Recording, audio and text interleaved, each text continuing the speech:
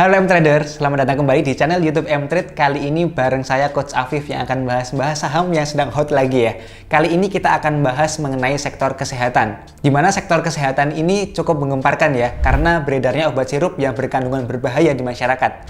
Obat-obat tersebut disinyalir menjadi penyebab bagi 241 anak di Indonesia itu mengalami gagal ginjal. Yang ini misterius juga ya. Bahkan sekitar 55% atau 133 anak di Indonesia yang mengalami kasus tersebut itu hingga meninggal dunia. Hal ini tentu membuat masyarakat skeptis karena jangan-jangan obat-obat sirup yang beredar yang mereka konsumsi ini mengandung bahan berbahaya. Tentu ini akan menjadi salah satu sentimen negatif bagi sektor kesehatan di Indonesia. Yang salah satunya tentu akan dirasakan oleh emiten kesehatan terbesar di IHSG, yaitu Kalbe Farma. Nah, pada kesempatan kali ini saya akan membahas kenapa kok harga Kalbe Farma ketika ada sentimen ini justru malah mengalami kenaikan, dan apakah hal ini akan menjadi sentimen yang cukup signifikan bagi KLBF. Kita akan simak di video ini sampai selesai. Kasus ini berawal dari munculnya anak-anak yang menderita gagal ginjal di negara Gambia, salah satu negara yang ada di Afrika Barat pada bulan Juli lalu. Bahkan kasus tersebut hingga sekarang menyebabkan meninggalnya 66 anak. Awalnya, kasus gagal ginjal tersebut disinyalir karena bakteri E. coli, tapi ternyata hal itu disebabkan karena obat sirup yang digunakan sebagai pereda batuk dan juga flu. Dan ternyata kejadian serupa dialami di Indonesia. Pada akhir Agustus muncul kasus gagal ginjal pada anak di bawah usia 5 tahun. Merespon hal tersebut, pemerintah sempat melarang apotik untuk menjual produk obat sirup secara bebas. Kondisi tersebut tentu menjadi sentimen negatif bagi salah satu emiten yang ada di sektor kesehatan. Salah satunya adalah yang memiliki pangsa pasar cukup besar, yaitu Kalbe Farma.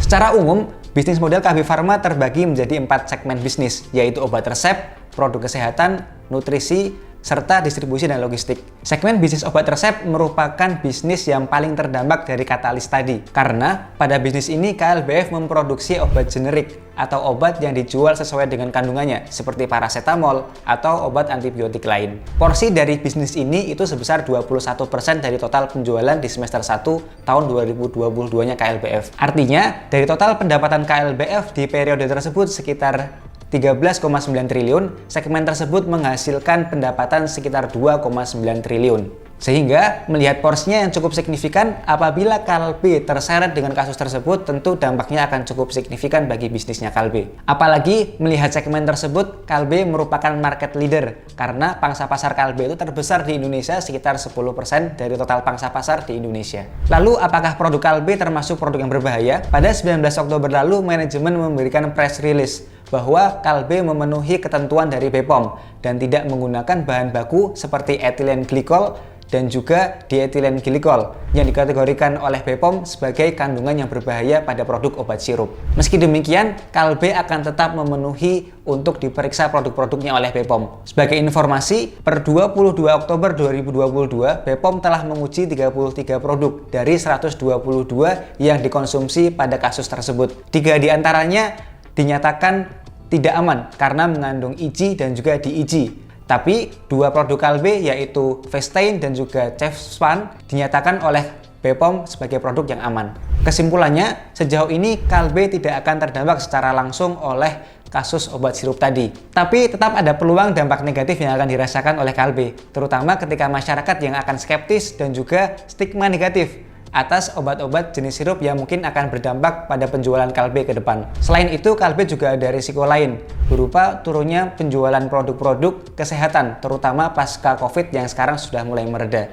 Yang kedua, tentu juga ada risiko dari nilai tukar rupiah yang dapat mendorong kenaikan biaya bahan baku KLBF, karena sebagian besar KLBF bahan bakunya berasal dari impor.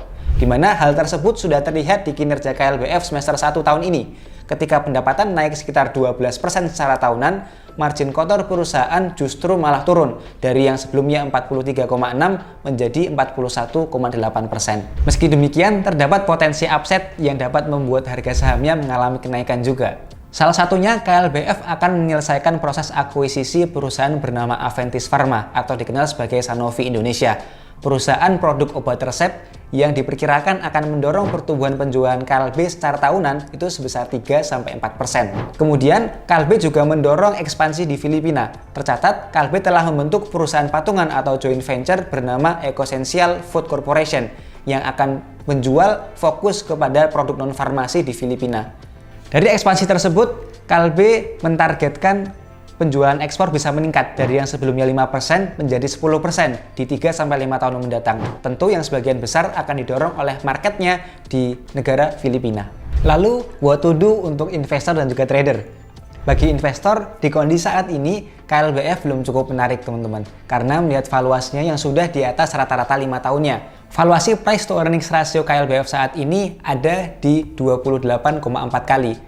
Atau di atas rata-rata 5 tahunnya di 26,8 kali. Sedangkan bagi trader, KLBF saat ini berada pada tren naiknya dengan membuat pola lanjutan penguatan yaitu bullish flag dengan target penguatan di sekitar 2150. Tetapi jika teman-teman belum punya, melihat harganya yang sudah naik cukup signifikan, maka teman-teman bisa watch area support terdekat di 1900. Nah, terjawab ya, kenapa saham KLBF saat ini mencatatkan kenaikan, padahal ada sentimen negatif. Mau tahu saham apa lagi yang menarik menjelang akhir tahun dan juga valuasinya masih terdiskon? Yuk, gabung member VIP M-Trade, dapatkan sinyal trading dan juga investasi secara real time di menu Stockpick kita, analisis saham lengkap, hingga tanya jawab melalui fitur Q&A bareng Coach M-Trade. Like video ini, subscribe, dan juga bagikan ke teman kamu. Saya Coach Afif, salam profit!